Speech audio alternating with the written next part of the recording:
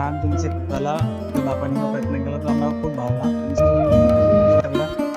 तुमच्या पाहुणे मंडळीला पण खूप छान जाणवलं. So thank you so much sir. Thank you.